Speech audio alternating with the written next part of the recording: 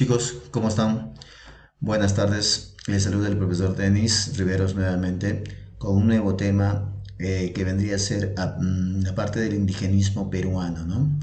Ese indigenismo que sabemos muy bien que tiene una evolución histórica muy antigua, que dentro de lo que es la parte del Perú la vamos a explicar muy bien, ¿ya?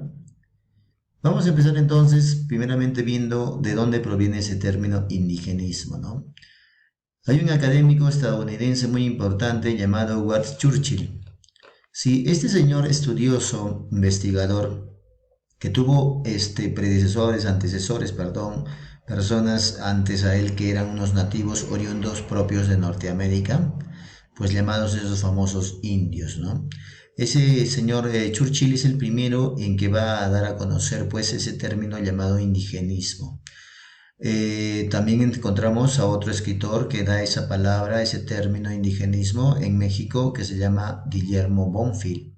Entonces, ese término nace desde los Estados Unidos.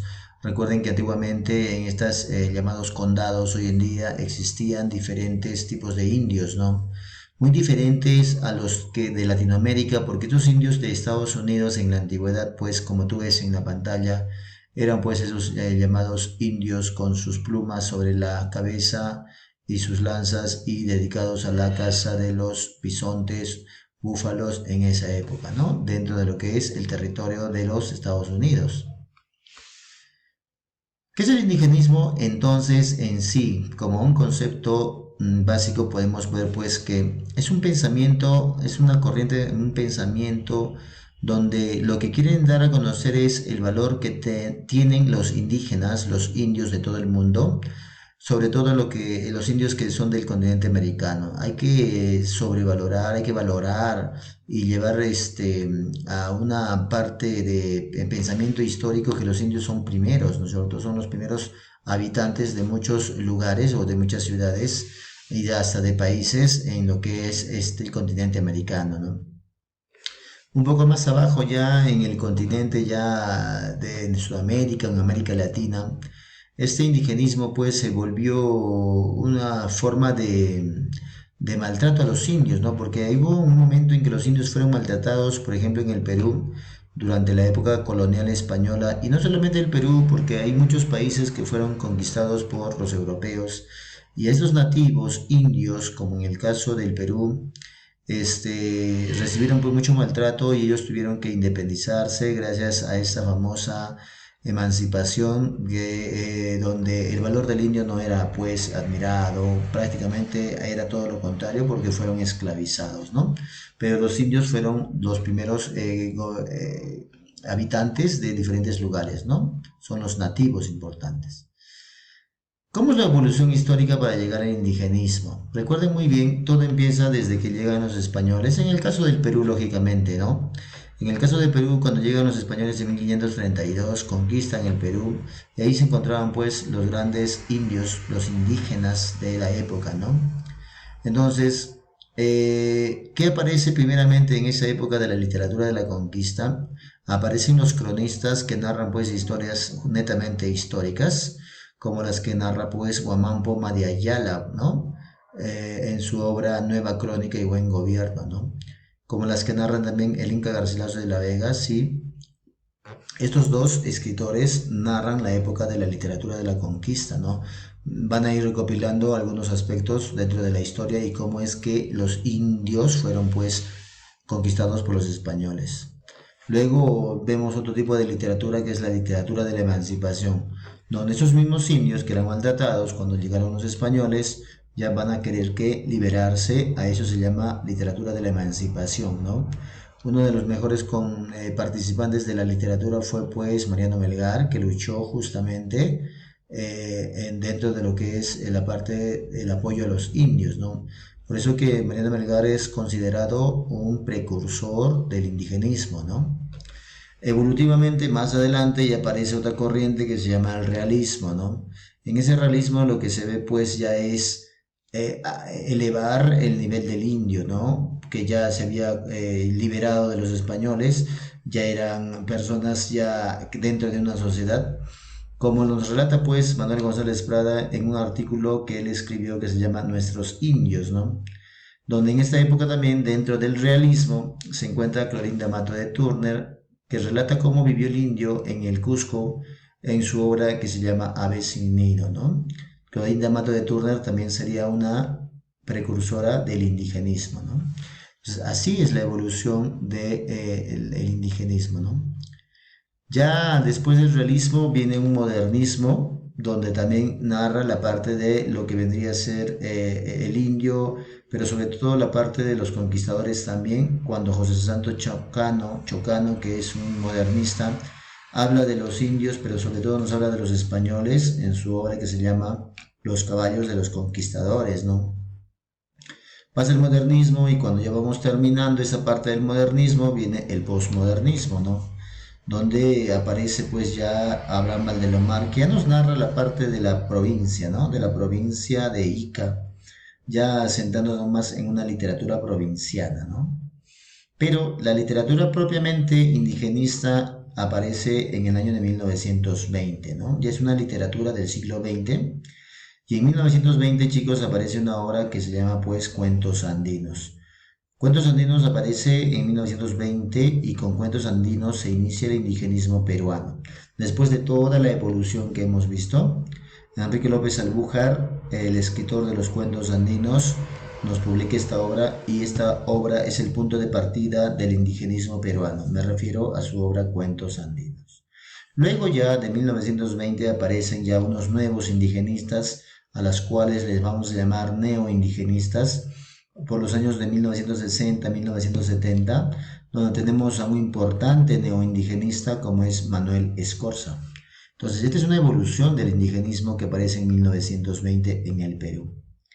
Tenemos ahí muchos representantes, sí, del indigenismo peruano, donde lógicamente nombro a José María Arguedas, a Manuel Escorza, Valcárcel Vizcarra, Ciro Alegría, López Albújar, Gamaliel Churata, entre otros más. Pero yo me doy cuenta que el más importante sería José María Arguedas, ¿sí? El personaje más importante del indigenismo peruano. A José María Arguedas le conocemos pues con el calificativo de el escritor etnólogo, ¿no? Él vivió en Anahuaylas, Apurímac y vivió en una época de etnias, ¿no? De agrupaciones. Ya Arguedas, como hemos dicho, pues en la época de 1911 ya es una época contemporánea porque ya estamos entrando en otra corriente que es vanguardia, ¿no? Entonces él aparece en la época justamente contemporánea donde la vanguardia ya estaba apareciendo como una gran corriente artística y literaria. Pero Arguedas va a empezar a escribir sus obras ya justo a partir de 1920. Recuerda que cuando inicia el indigenismo con Cuentos Andinos. Entonces a partir de 1920 él se apega más a la producción de obras literarias de los indios, de los indígenas, ¿no? Entonces por eso que su movimiento total es indigenismo. La mayoría de los escritores indigenistas pertenecen a la generación de los años 30. ¿Por qué? Porque justamente pues en los años 30 es donde la gran mayoría de escritores que se dedican a hablar de los pueblos indígenas de la sierra del Perú, de la sierra central, publican su mayoría de sus obras en los años 30, 1930, 40, ¿no? Entonces Arguedas pertenece a la generación del 30. ¿Qué es lo que escribió Arguedas? Arguedas pues escribió muchos cuentos y también novelas. Por ende, José María Arguedas Altamirano pertenece pues a la corriente, perdón, al género narrativo, ¿no? Todas sus obras están escritas en prosa, ¿no? Dentro del indigenismo peruano, Arguedas es considerado pues el mejor o el máximo exponente del indigenismo y además fue defensor de esta corriente literaria. Hay que recordar que Arguedas no solamente muestra al indio peruano y lo que sufrió el indio peruano y lo que en esa época de 1930-40 vivía el indio peruano.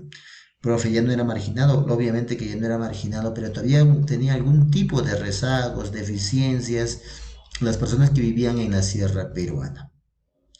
Pero Arguedas no solamente describe el modo de vida de los indios, sino que también describe la parte geográfica de la serranía peruana. Él describe sobre todo lo que es la parte de la cosmovisión andina. la belleza de ese mundo andino.